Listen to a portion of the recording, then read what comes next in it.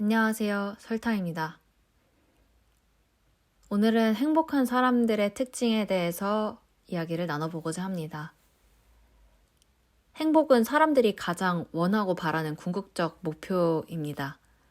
행복하기 위해서 일하고, 돈도 많이 벌고, 먹고 싶은 것도 먹고, 친구들과 나가서 놀기도 하고, 쇼핑도 하고, 여행도 다니는 등 열심히 살아갑니다.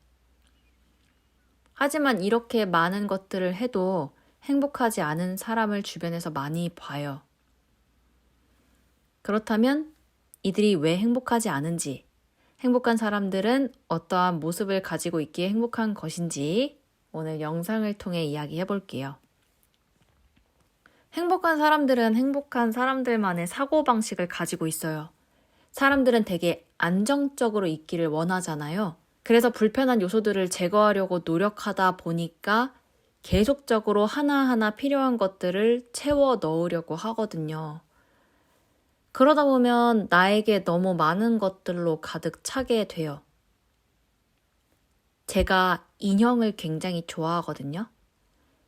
인형 코너를 보면 지나치지 못하고 꼭 구매를 했었어요. 그렇게 제 침대를 가득히 메운 인형들을 보면서 뿌듯해 했었어요. 새로운 인형들을 굉장히 예뻐해 줬었고요. 처음엔 그렇게 만족하고 좋았거든요. 근데 점점 미안해지는 거예요, 이 인형들한테. 내가 좋아서 데려오긴 했는데 그렇게 데려온 친구들은 새로운 친구들이 되고 이 새로운 친구들은 또 다른 새로운 친구가 오면 기존에 있던 친구들이 되잖아요. 그렇게 새로운 친구들이 올 때마다 이뻐해주면 기존에 있는 친구들은 이쁨을 덜 받게 됐었어요. 그게 저는 미안하더라고요. 정말 필요해서 데려오는 건지 아니면 내가 만족하지 못해서 데려오는 건지 더 많이 갖고 싶고 예쁘다는 이유로 데려오는 건지 다시 생각해보게 되더라고요. 그리고는 결론을 내렸죠. 내가 있는 것에 만족하지 못하고 있었구나.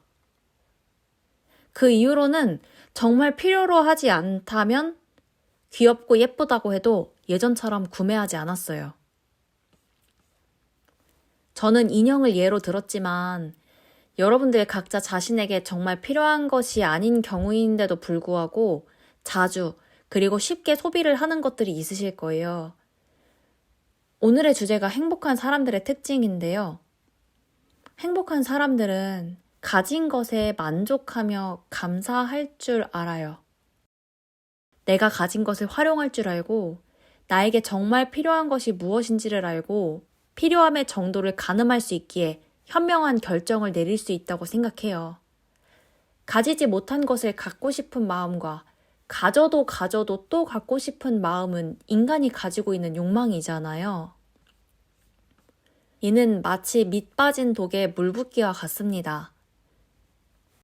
나의 마음을 그릇으로 본다면 그 구멍난 자리에 지속적으로 무언가로 계속 채우려고 한데 과연 그것이 채워질까요? 결국 채운 것들을 다 잃어버리게 될 것입니다. 그럼 굉장히 허무한 거잖아요. 허무하다는 건 헛되거나 보잘것없다는 뜻을 가지고 있는데요. 해온 것들이 무의미하며 무가치한 것들이 되는 겁니다. 3살짜리 아이들에게 돈 5만 원과 장난감 주는 것 중 무엇을 더 기쁘게 받아들일까요? 아이들이 좋아하는 것을 기쁘게 받아들일 겁니다. 내가 좋아하는 것이 무엇인지, 그리고 나에게 이것이 정말 필요한 것인지, 아이 같은 마음, 순수한 마음을 가지고 삶을 바라본다면 작은 것 하나에도 만족할 것입니다. 욕심은 끝이 없는 녀석이죠. 그들은 결국 끝없는 어두운 곳으로 내 손목을 붙잡고 끌고 가요. 허우적댈수록 깊게 빠져드는 늪 같아요. 이러한 욕심에 손을 놓을 수 있는 방법이 있습니다. 욕심과 반대로 가면 됩니다. 욕심은 무언가 탐내거나 누리고자 하는 마음이에요. 그럼 반대로 탐내지 않고 가진 것에 누리는 마음을 갖는 연습을 하면 됩니다. 작은 것에 만족할 수 있는 사람이 결국 큰 것을 주었을 때에도 내 마음이 큰 것과 작은 것에 연연하지 않고 행복함을 더욱 느낄 수 있는 사람으로 성장할 것입니다. 오늘부터 나에게 소소하게 행복을 주는 것이 무엇인지 찾아보세요. 그리고 그것이 있음에 고마워하는 시간을 가짐으로써 조금씩 행복을 키워나갈 수 있기를 바랍니다.